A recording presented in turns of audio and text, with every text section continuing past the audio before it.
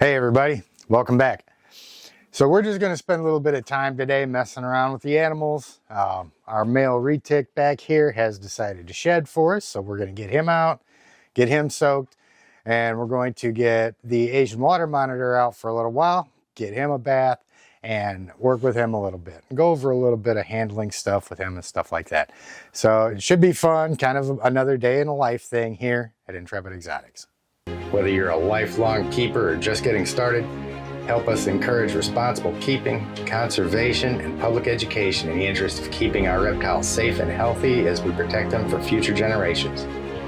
You're invited to spend time with us as we experience these awesome animals together on Intrepid Exotics. So this part is always fun. Tigger here, he's our 16-foot male retic, and it's always a chore getting him into his water, and you'll see why here in a minute. But again, it just gives us another chance to reinforce some basic stuff with these guys. Yeah, you see what I'm doing? I'm not just exposing my hand to the door there. I'm just opening him up, kind of looking at what his behavior is like right now. And as you can probably see, should have set this up right. Absolutely no response from him. He's not sleeping because I see his eyes going over towards me, and he's probably in another one of his moods where he just doesn't want to be messed with. So hey bud, ready to come out for a minute? And all I'm doing right now is just trying to make sure that I'm getting him in the right frame of mind to work with him. Yeah, he hasn't struck at me in years and years. He does really good most of the time, but he is a male. They can get a little bit grumpy, so he's not wanting to run yet. He'll probably take off as soon as I get my hand on him. But all I'm really going to do with the hook is just put it in here between him and me and kind of guard my hand just a little bit. There you go. And then he starts to take off. He's down here basking after a shed, so he's not too excited about the prospect coming out. Easy, bud. See, when he turns around like that and he squares up with me and that tongue's not moving, that's not what I want to see. So, and I know I talk about, getting these guys out quickly, but if they look like they're not really happy, then we still got to exercise some caution with them. Sometimes these guys can be not too happy about being messed with, like he is today. Okay. There we go. Come on, bud. There we go. And as soon as he starts running in earnest, you can start climbing the rope as it tries to get away from us. And I'm just going to kind of guide his head towards the tub. Just like so. Come on, bud. All right. There you go. You're doing better now. That's a good boy. It's kind of a good boy. We'll get you in here. Come on.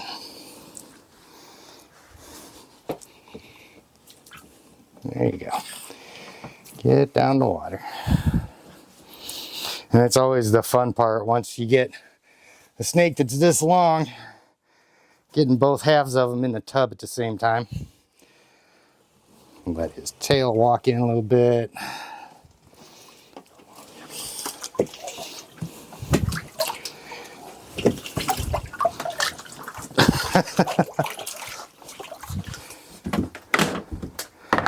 There we go, bud.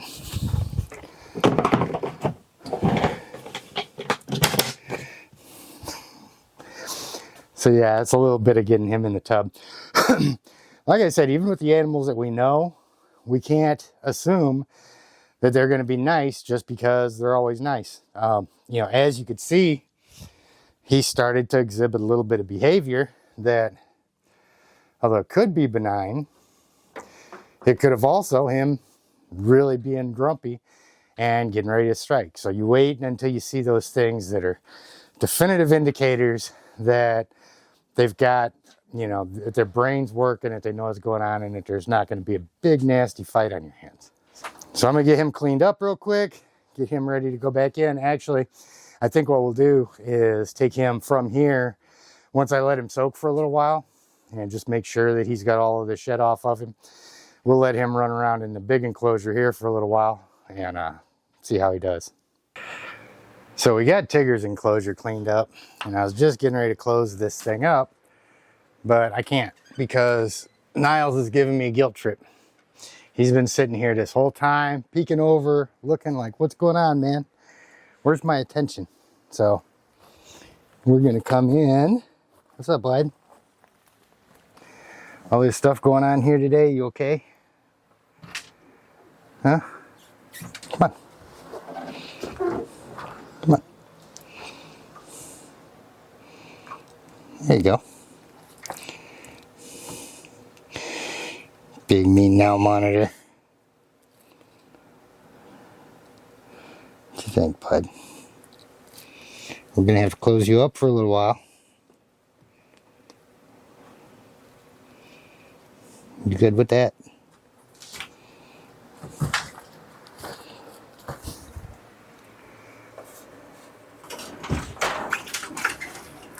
Really?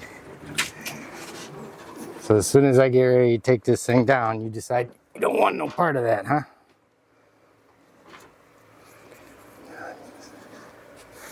What you doing, man?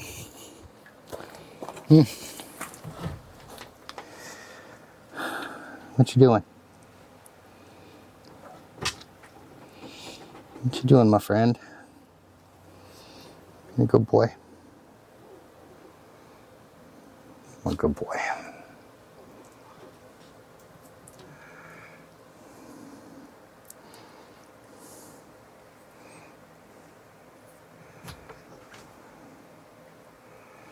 Come on.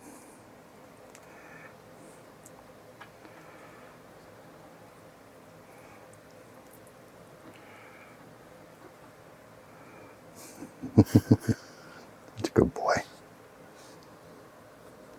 You're such a good boy.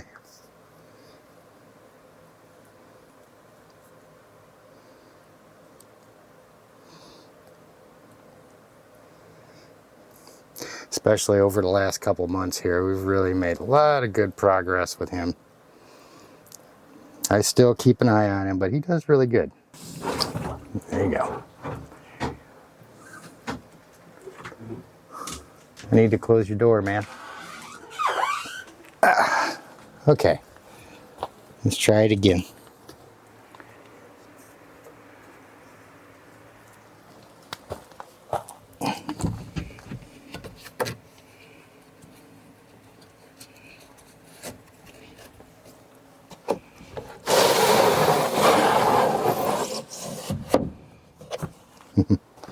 Okay, he's sealed up. Let's go ahead and get Tigger out of the tub. Get him in here to run around a little bit. All right. Again, we always open it up like that.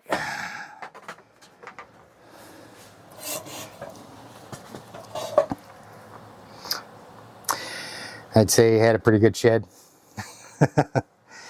Got one little piece loose. These guys love their water just as much as any monitor lizard does. And like I said, every time after he sheds, I put him in here just to make sure we got any loose pieces off of him and stuff like that. So I think we're good.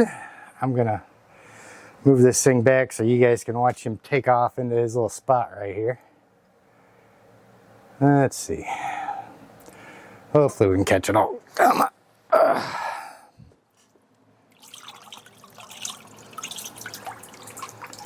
There you go, buddy.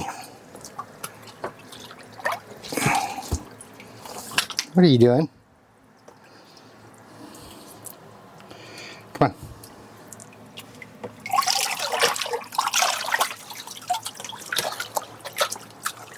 There. Take off. And anytime you get a bigger snake and you're putting them over something like this, try and support them in at least another spot so that they're not just pivoting on that one point right there. Yeah, these guys, although they're big and strong, they're also heavy, and that kind of pressure can hurt them. Let's get his tail over there. Okay, Let me get this water moved and camera situated again. So kind of one of the reasons why I wanted to spend some time talking about Tigger, our big male here, is because, you know, conversations have been coming up here recently. People talking about what kind of animal they want to get.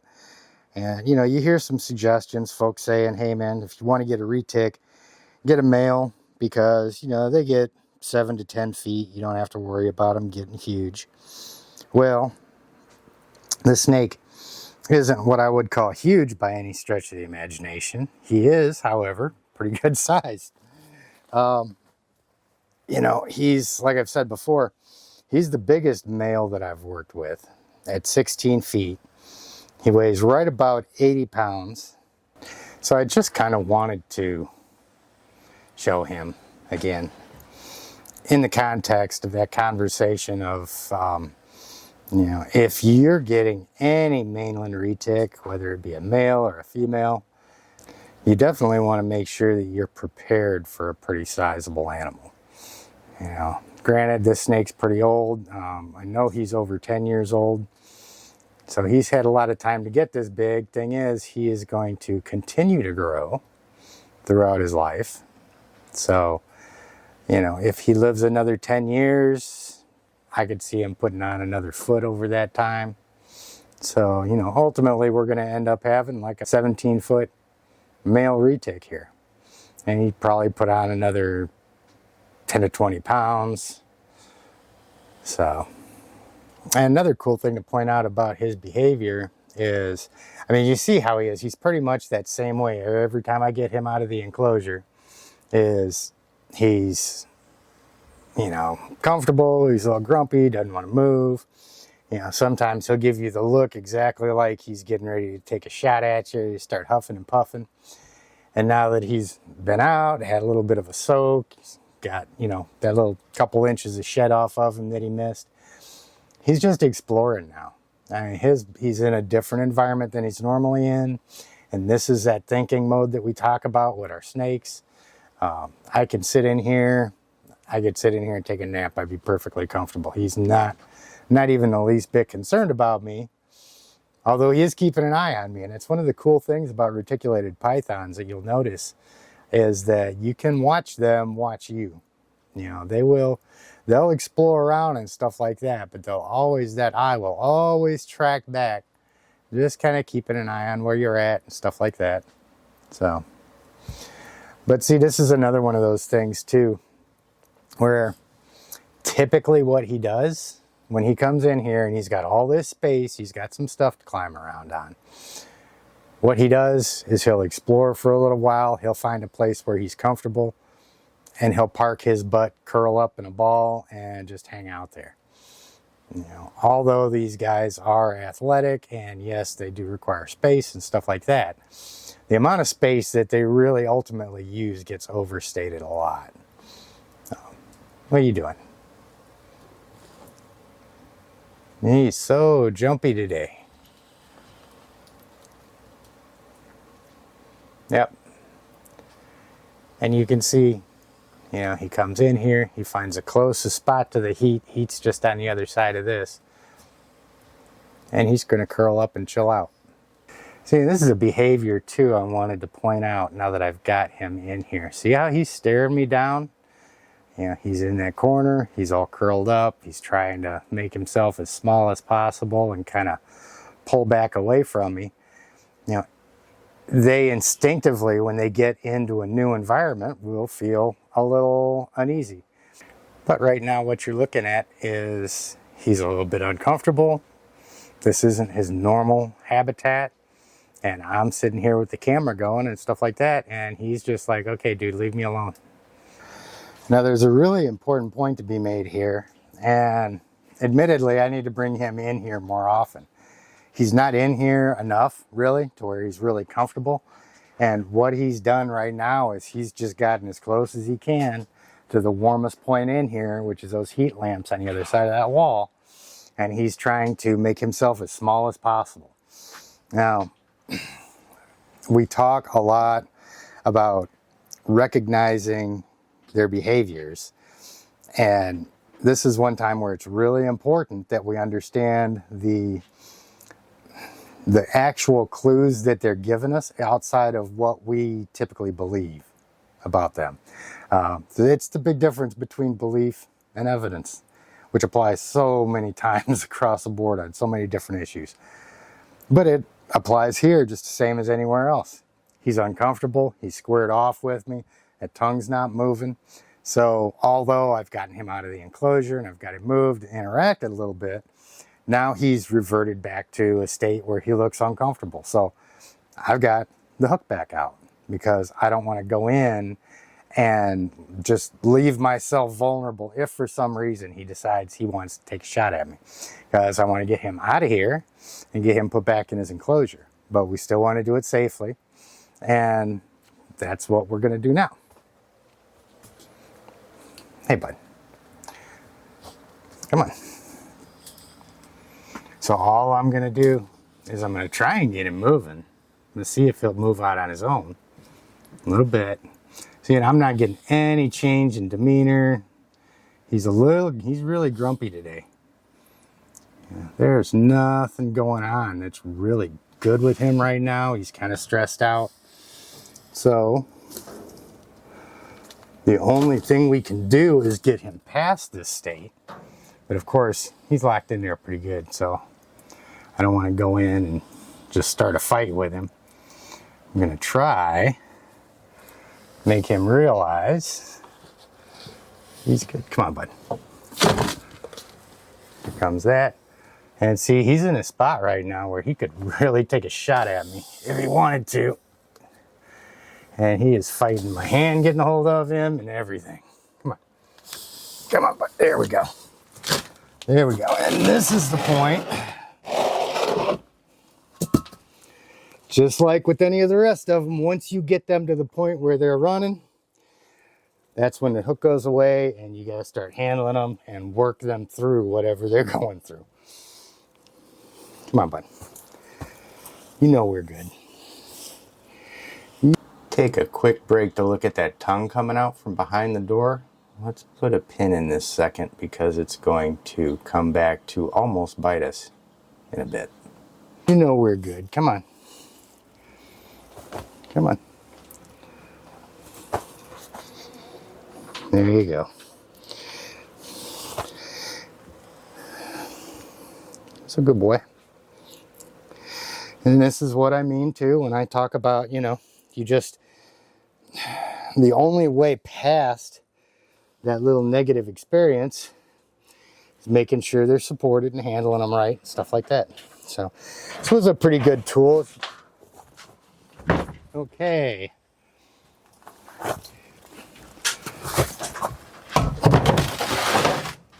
We just kind of narrowly avoided a pretty bad situation here. When we build new things, we think we've got such ingenious new ideas until we realize the things that we didn't think about. So we've got a little re-engineering to do on that to make sure that doesn't happen again. And just appreciate the fact that we got really lucky that he didn't manage to get a hold of that tail. Okay. Come on, buddy. Let's get you home.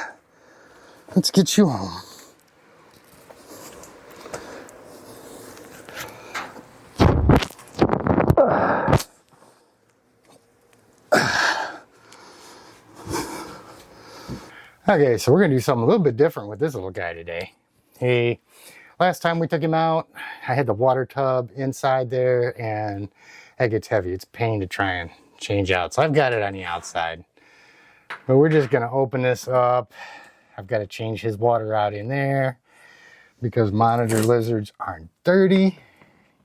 And this guy is no exception to the rule. Ain't that right, bud? Hi.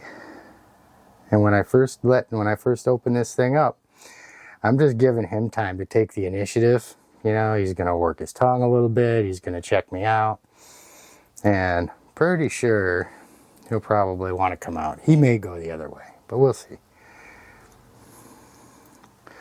But I want it to be his idea. Ain't that right, bud? I want you to get curious and come hang out. This guy's so much easier to work with than Niles. Niles is so... God, he's not feral, but he's feral. He's such a trip. What do you think, bud? You good? Good? You want to come see me? You want to come get in some water? Yeah. So I'm always with him. I always try first just to start a little bit of interaction. And you see how he started to back away a little bit, so I backed away. I'm just letting him, I may move my shoulder in a little bit, let him smell it. Now he's just starting to check out everything that he can potentially get into. Is that right? But this is what we mean, it's so much easier with this guy because, he's already socialized. I could reach in there and pick him out right now and he'd be fine. But, even when I don't really have anything to worry about with him, I still want to try and make the stuff their decision whenever I can. So this is one of those times where, there, he's starting to get curious. He just wants to come out.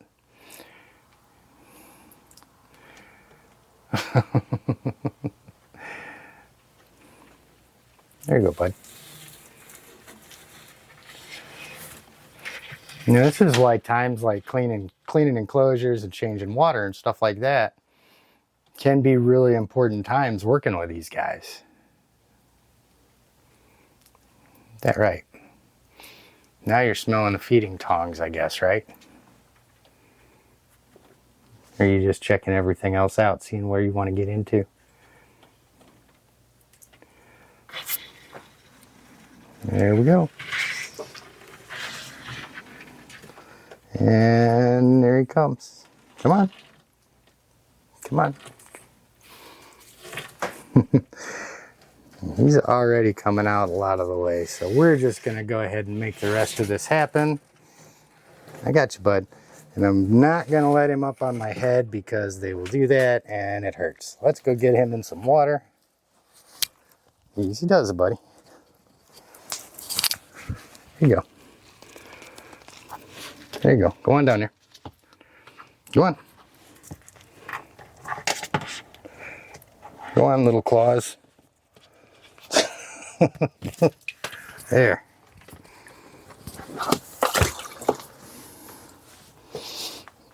See? Wasn't that bad? Get your head onto the water. You gotta get yourself cleaned up. You're all dusty. Get in there and swim around a little bit.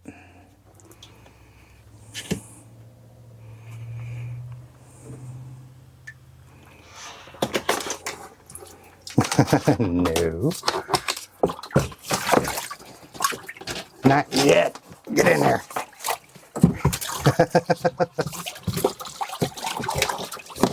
There we go. I know.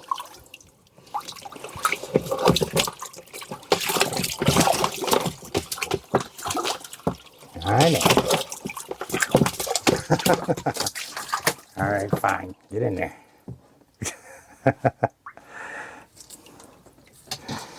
Got way too much energy to take a bath right now.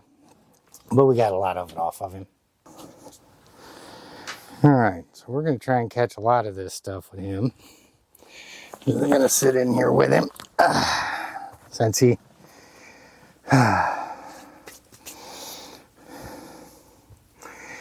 He's not too terribly happy with me right now since I begrudgingly made him take a little bit of a bath. But he'll be good. I'm going to cut out some of the waiting and stuff like that. But, the whole thing is with him is I just want to be in here with him. I want, like I said, even taking him out of the enclosure, I still want him to initiate contact with me. I don't have any food, so he doesn't have that motivation. So what he needs to do is just get comfortable where he's at, get feeling like he's safe and he's good to go, and then his curiosity will take over and he'll make his way over here sooner or later. He just peeked at me from behind the log there. What's up, bud? So I'm just going to ignore him. And I don't know if you guys can see or not, a little bit. What's up, bud? I'm just going to let him explore and treat me as part of the environment that he's exploring. So, and I am going to try and keep him off of the screen for a little while because I mean, it's worse than Velcro trying to get them off of that screen once they get up there.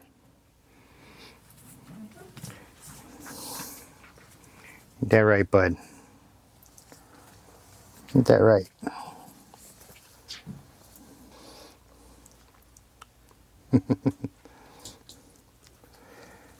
I give him a pretty short amount of time. He's going to start looking over the edge there, wanting to get out and explore some other stuff. And this is where we got to intervene because you can't go out there, bud. You can't go out there.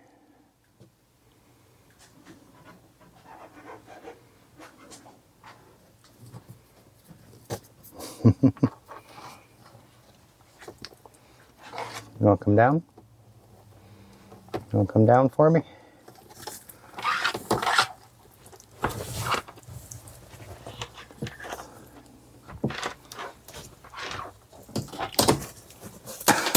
It's okay, bud. It's okay. You just can't leave this spot. There.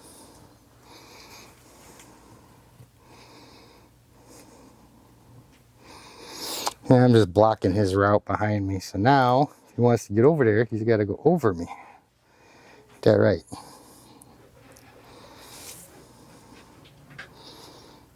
Do belly scratches make it better?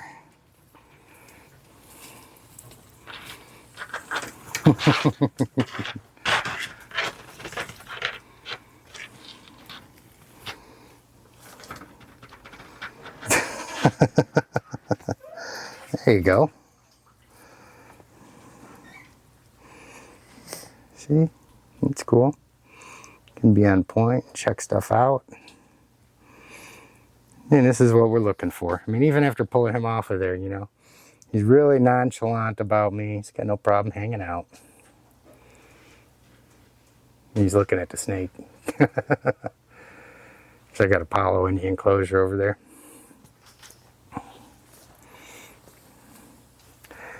And then we'll let him go until he decides to go try and get in trouble again. And this whole activity right here is just so key in gaining these guys' trust and making sure that they know you're not a threat. You know, you can be in here and messing with them,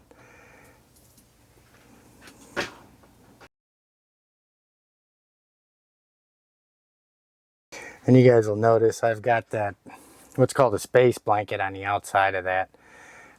Actually what it is, it's a survival blanket that's meant to hold in heat and survive, you know, hold in body heat in survival situations. But I put it on the side here because, you know, as you guys know, this is Niles' enclosure and it blocks his view of the snakes. So when he's basking, he doesn't have to be there trying to relax and watching the snakes run in the glass and so forth, because as you've seen earlier, he has no love for snakes.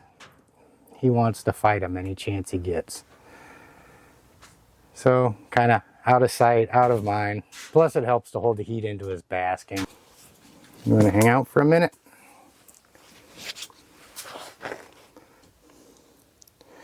See, and I'm trying to work with him too, kind of the same way I would with one of the snakes. I don't want him to feel like he's being restrained. And of course, it's a lot more difficult with these guys because they've got these claws that will continually shred you the whole time you work with them. Ain't that right, buddy? Oh, that was a good one.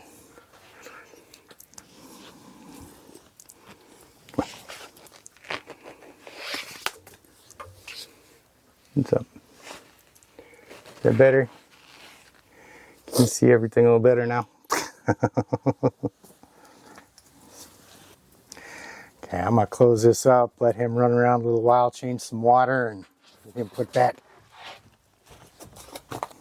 Okay, so now that he's had a little bit of chance to run around in here and relax a little bit, and since I know he already wants to come to the door, I'm gonna try to not just go in there and snatch him up. I'm just gonna hang out here and seeing if he starts moving this direction.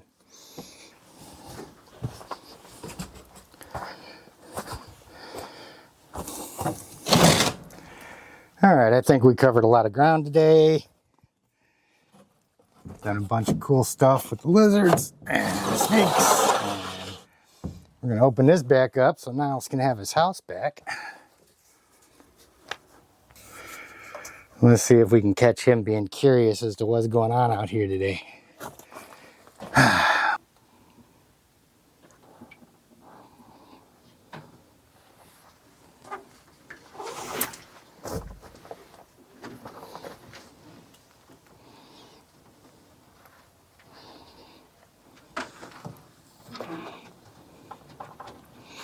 See, he's always got such a slow and deliberate manner about him. Always looks like he's trying to sneak up on you. Doesn't it? Always looks like you're trying to sneak up on your people. And that's never good. Now, why you got that back leg all jacked up there like that, huh? You ready to jump on me? Or are you going to be a good boy?